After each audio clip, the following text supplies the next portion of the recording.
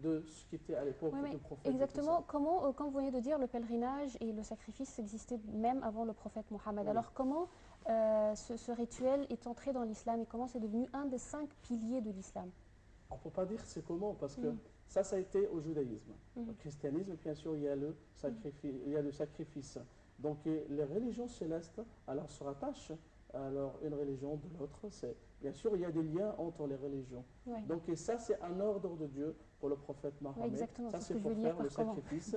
Donc, on ne peut pas dire la raison de ça. Non, il y Non, a je ne une parle pas de la base. raison, je veux Oui, dire comment c'est s'est oui. transformé. Vous venez de dire c'est par ordre de Dieu, Oui, c'est ce c'est que un je voulais ordre de savoir. Dieu, bien Ouais. sûr, parce que tous les piliers de l'islam, ils sont tous d'ordre, ils sont des ordres de Dieu alors au prophète Et Mahomet. est-ce que les Oui, rituels ont changé après l'islam? oui, un peu, bien sûr, un peu de changement. Alors, avant l'islam, les Arabes ou les tribus arabes, ils visitent Kaaba, La Mecque, bien oui, sûr, la Kaaba. Mecque. Alors, on fait le tour. C'était une saison commerciale pour le commerce et pour tout ça. Alors, en même temps pour le sacrifice. Et même aussi là-bas, quand il y a quelque chose et quelqu'un qui fait un vœu, donc c'est toujours ça avec un sacrifice. On a une histoire très très connue, c'est l'histoire Abdel Muttalib et son fils Abdullah. Donc quand elle avait un problème avec des autres tribus, alors elle a juré au Dieu, c'est j'aurai des enfants, alors je vais sacrifier un de ces enfants-là, il aura alors les des enfants. Et puis le Dieu lui donne alors 10 enfants, et pour ça alors il doit faire le vœu de Dieu. Donc c'était quand il a fait L'offrande. oui, comme ça c'est avec entre les enfants, c'est qui sera le sacrifice, c'était Abdullah, il est le père du prophète Mahomet. Parce qu'Abdullah il était très proche d'Abdel Muttalib, donc alors c'était très difficile pour lui. Après, il est parti à une magicienne de l'Arabie, elle lui dit alors qu'il doit donner son chameau, alors et tu fais le sacrifice de son chameau au lieu de faire le sacrifice de ton enfant. Donc cette idée-là s'était répandue alors dans la société arabe et ça c'était très connu. Et pour ça le prophète Mahomet, elle dit toujours alors je suis le fils de deux Ana ibn Zabihain. Donc c'était le premier, c'était Ismaël.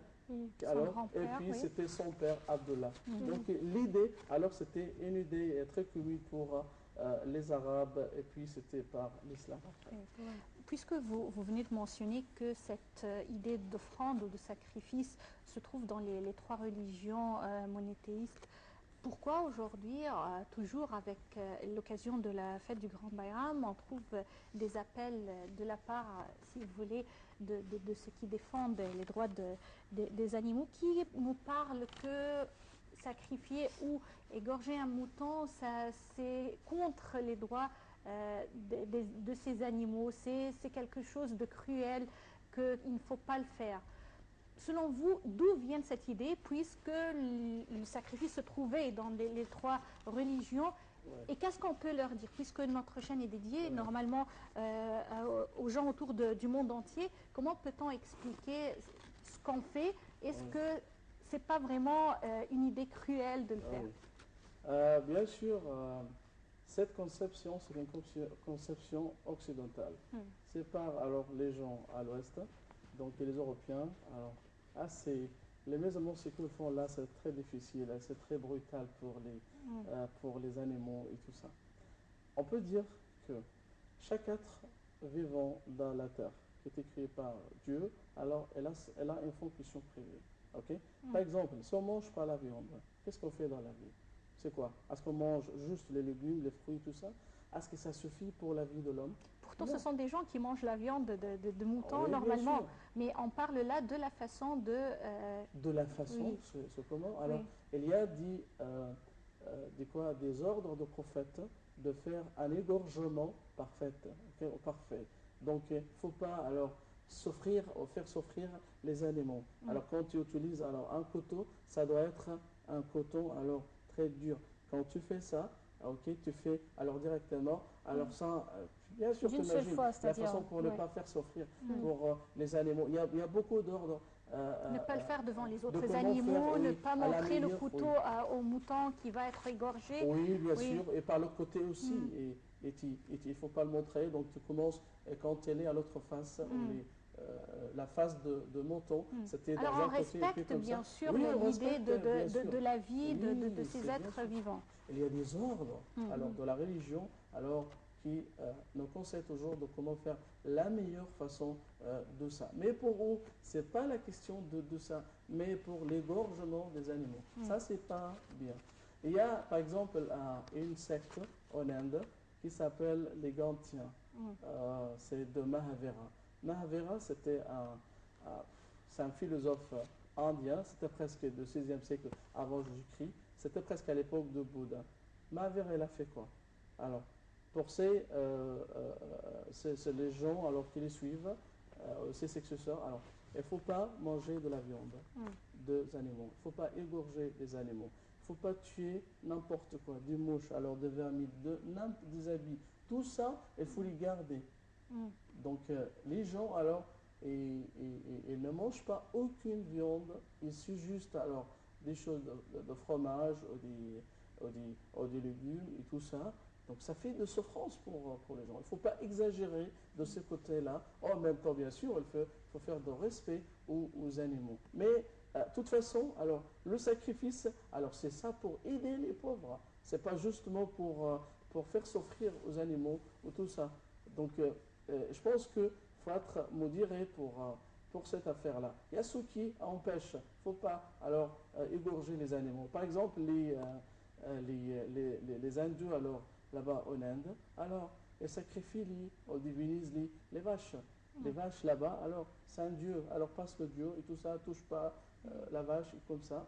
C'est l'exagération pour cette affaire-là. On ne mange pas les vaches pour les autres de Mahavira. En même temps, il y a les Occidentaux, alors, pour eux, non, les animaux, ils souffrent et tout ça. Mais qu'est-ce qui se passe l'affaire là? En même temps, ils sont des ordres de Dieu. Alors, en même temps, de faire le sacrifice pour aider les pauvres, pour ça, c'est une construction alors très idéale pour nous, pour aider le pauvre et pour ne pas trouver quelqu'un qui souffre, qui n'a pas de moyens pendant ce jour-là. Ouais. Alors, comme on vient de répéter tout au cours de cette édition, cette semaine, on célèbre en Égypte la fête du Grand Bayram, d'Aïd al-Adha également, l'anniversaire du 6 octobre. Et on voit vraiment que les Égyptiens aiment beaucoup cette ambiance de festivité. On est vraiment un peuple qui aime faire la fête, qui aime sortir pendant les fêtes. Alors, est-ce que ça existait depuis toujours? Est-ce que c'est dans l'histoire, depuis même l'Égypte antique, que les Égyptiens aiment faire la fête, aiment sortir pendant les différentes célébrations? J'ai déjà dit, alors, à l'époque des pharaons, ils avaient trop de fêtes. Ouais. Alors, ils ont exagéré pour les fêtes. Et presque, on peut dire qu'il y avait une fête à chaque jour. De n'importe quoi. OK? Donc, je ne sais pas si ça fait une partie de mode pour les Égyptiens, la mentalité égyptienne pour sortir et tout ça. Et même dans les fêtes, comme à l'époque même, il y avait le cortège royal de Pharaon, le convoi de Pharaon, qui sortent quand ils sortent pendant les fêtes avec les troupes de musique, les musiciens, les danseurs et tout ça. Donc les gens qui applaudissent alors sur le côté alors dans la rue. Encore, il y avait aussi la sortie de Dieu, la statue on le fait sortir de kiosque, puis alors pour traverser le Nil. Il y avait beaucoup de choses, beaucoup de phénomènes, beaucoup de manifestations de joie que les Égyptiens faisaient pendant cette période. Et jusqu'à présent, on fait ça. Par exemple, il y avait les fêtes d'une divinité locale là-bas. Jusqu'à présent, on a le moulin. Pour le Mawalid, pour l'Aouliya et tout ça. C'est presque les mêmes choses. Beaucoup de manifestations qui se répètent qu'on fait comme ça a été à l'époque des pharaons. Donc il y a beaucoup de ressemblances entre cette période et tout ce qui était à l'époque des pharaons. Oui. Alors, docteur Ismail Hamed, on vous remercie infiniment pour ces explications concernant l'ère de festivité en Égypte et également les racines de quelques rituels du Grand Bayram, que ce soit des coutumes spirituelles ou également les rituels égyptiens et partout dans le monde concernant comment faire la fête. Merci bien. Merci. Merci beaucoup. Je vous remercie infiniment, mesdames, messieurs, pour cette édition de Bonjour l'Égypte. Rendez-vous demain, une nouvelle édition. Au revoir. على الأزهر الله أكبر الدنيا كمن واتر لو قلت وصفها أنا مش حنصفها وكفيها